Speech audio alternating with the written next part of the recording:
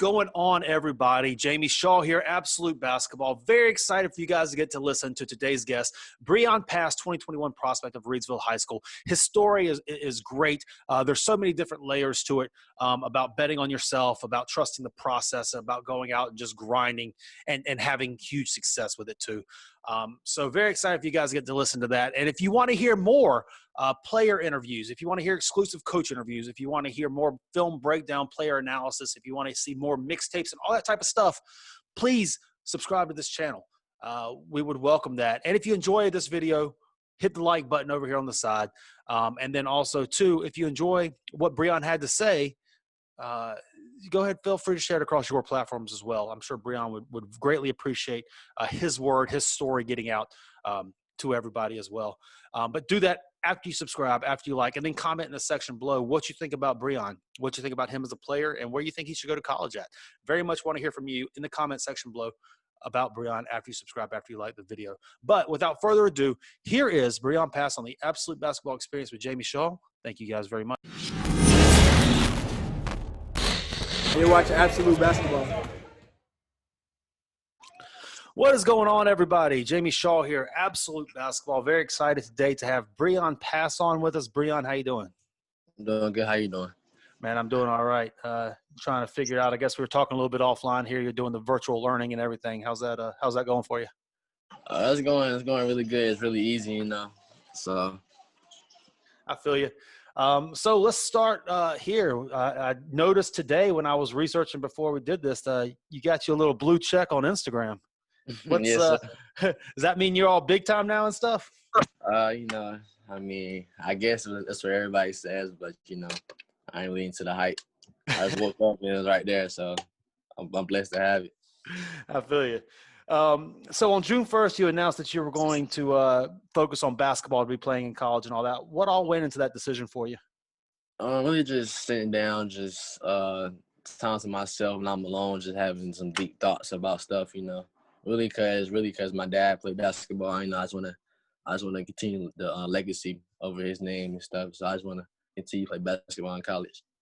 I got you. That makes sense and stuff. But with all the success that you've had in football and stuff, does that kind of creep in the back of your mind? Like, really just football. I took football serious in freshman year, and so I've grown up from Reidsville. Football is the main source at Reidsville, so I had to play football. I still have my thoughts about it, but basketball been there since day one, so I stuck with basketball. And you mentioned your dad to play basketball in college and all that type of stuff. Over this last year, you've kind of been through a lot of tragedy and everything. How have you grown over the last year in trusting the process? Really just that's like real big. I go about that every day. I wake up. I got a tattoo on my wrist about that, so I look at my tattoo every day and it just get me going every day, And that's like so big on me because really that's what I've been doing this past summer, trusting the process, And the process is still going, and so I find it. I just gotta trust it. And then since that June 1 announcement that you made, you've picked up 8 offers. Naturally, all of this during a quarantine and stuff. How has that process kind of been for you, with the coaches discovering you kind of during COVID? Really just, shout out to Coach Carr for letting me play for Team Marie because I didn't have nobody to play with because my main team, Team 3, wasn't playing at that time. So Coach Carr gave me a platform to play, and all my hard work I put in over this past quarantine, I had a chance to show on the real court. And really I showed what I can do with my, top players and stuff. So it was really a good blessing from Coach Carr. And then, just as you mentioned, August hit, coaches are finally able to watch you. Rutgers, and then all of a sudden Rutgers, Providence, Georgia Tech come in. It goes from like a mid-major talk to a bona fide high-major player. It's not that the coaches didn't know who you were beforehand, but now they're just finally able to see you play and everything. When you got that first Power 5 offer, what was that feeling like?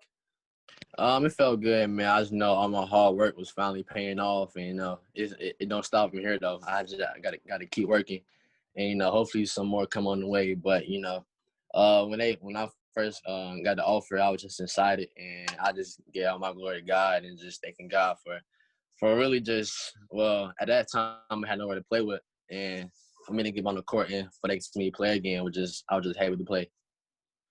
And then, you know, anytime you bet on yourself like you did, you know, you looked away from the football offers and focused on Hmm. basketball, and then you go against the odds, and then you come out of success, you know, like you have with all these offers, you know, betting on yourself.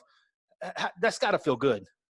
Oh man, it feel really good because I had a lot of doubts in myself. Like I was down myself. I was like, I'm not gonna do this, do that. But then going on the court and just put on my just going at it, put everything on the line, just because really I went from 13 overs in football to 6 in basketball, Mm-hmm. and so that was a big sacrifice for me.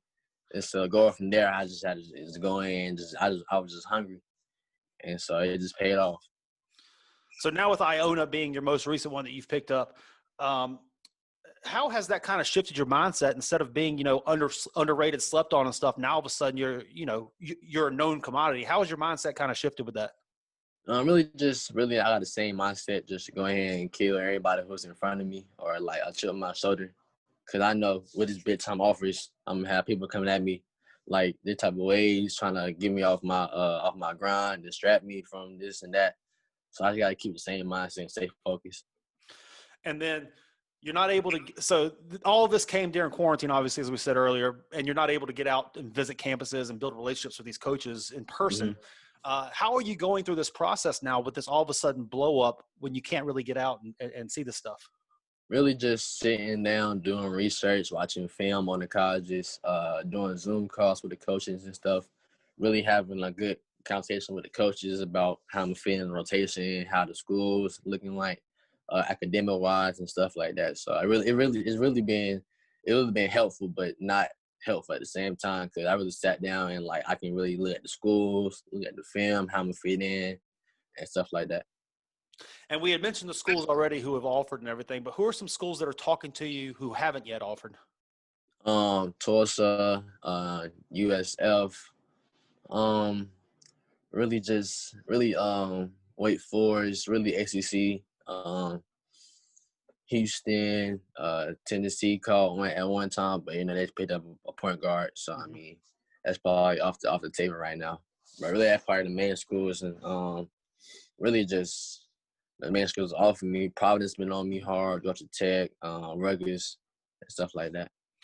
Those schools that have offered you, what's the story they're telling you? What do they like about your game and what are they looking for you to come in and do? Really just how my grind is, and how I'm so tough, and like everything I've been through, I'm still the outcome is still bigger than what people expected me to be. And so really just I am a different breed. Like you don't see too many point guards can shoot like how I can shoot and stuff. So really I'm just a different point guard than they seen before. And then the ones that haven't offered, what the heck are they waiting on? I don't know, really just they're just sleeping, and they haven't realized what I can do, and if I do commit to their school, what they're getting out of me, because really I think I am really a different breed from Mhm. everybody, because everything I've been through, and I'm still here. So No doubt.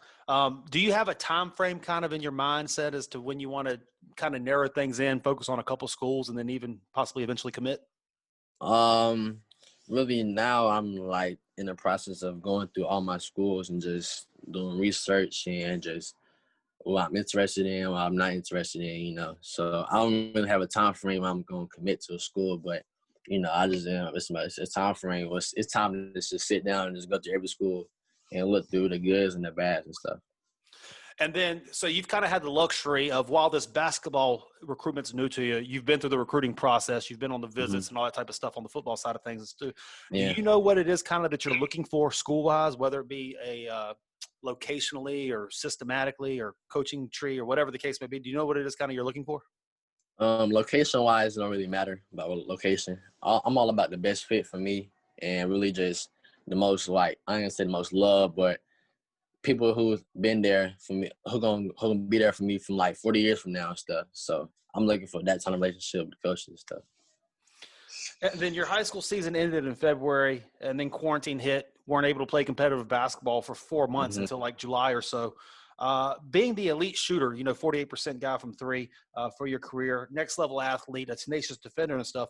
What all did you work on in your game in those 4 months? I try to work on getting stronger with the ball and finishing at the rim. Because even though I'm an undersized point guard, my jumping ability is like off the roof. So I can jump really high. I just don't know how to finish through contact and just work on my mid-range shot and stuff. So I've been working on small stuff like that.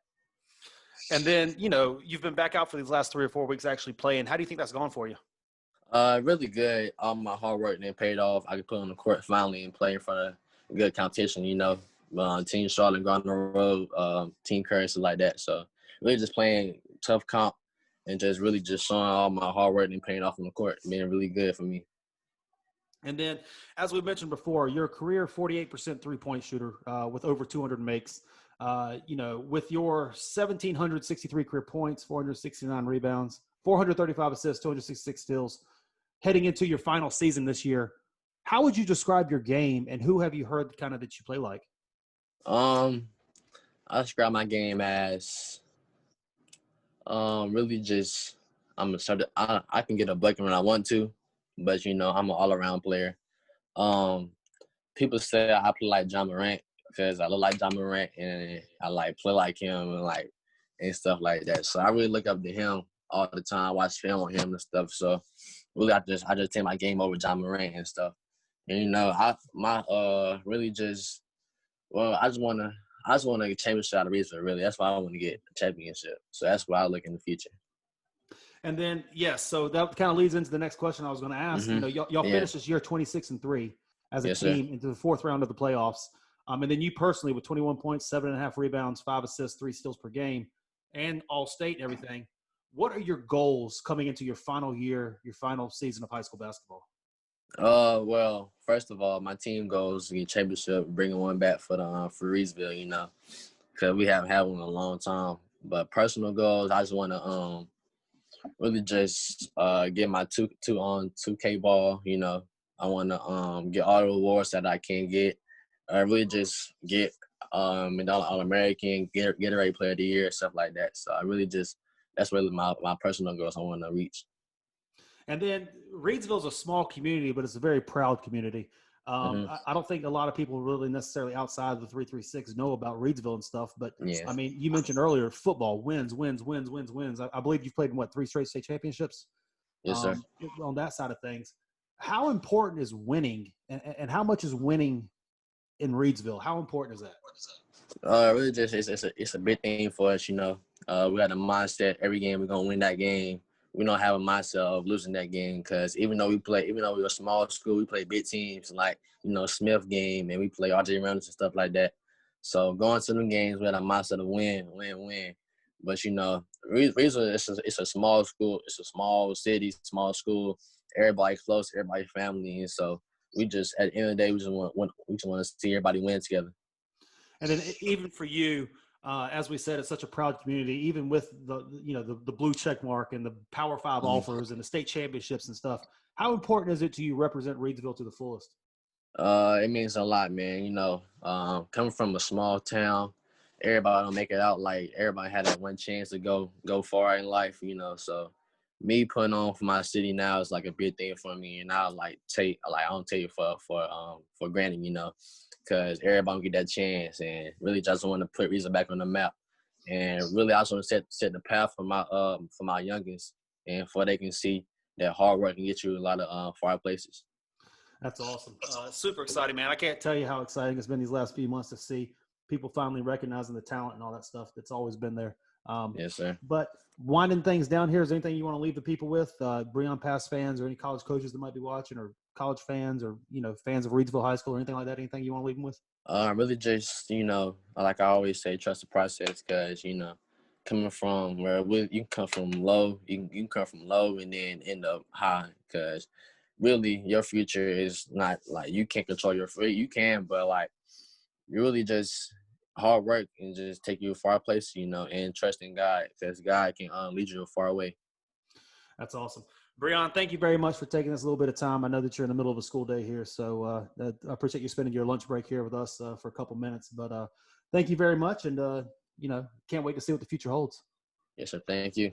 Absolutely. Guys, thank y'all very much for tuning in here to the Absolute Basketball Experience. For Breon Pass, I am Jamie Shaw, and we'll see you next time.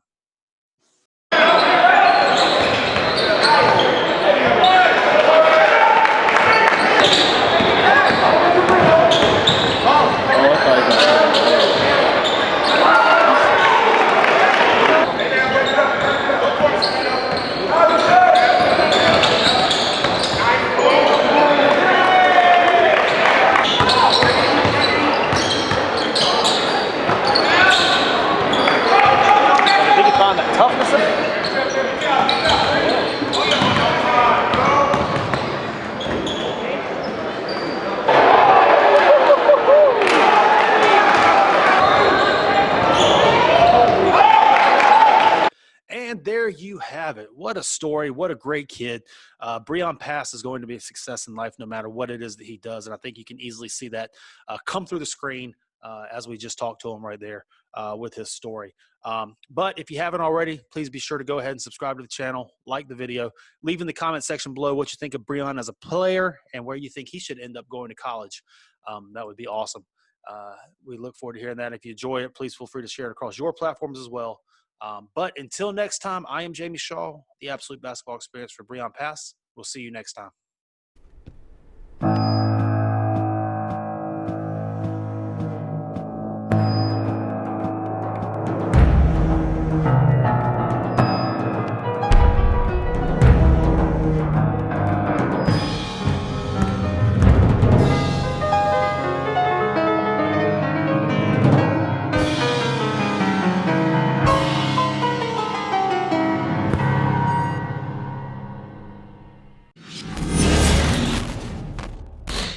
You're watching Absolute Basketball.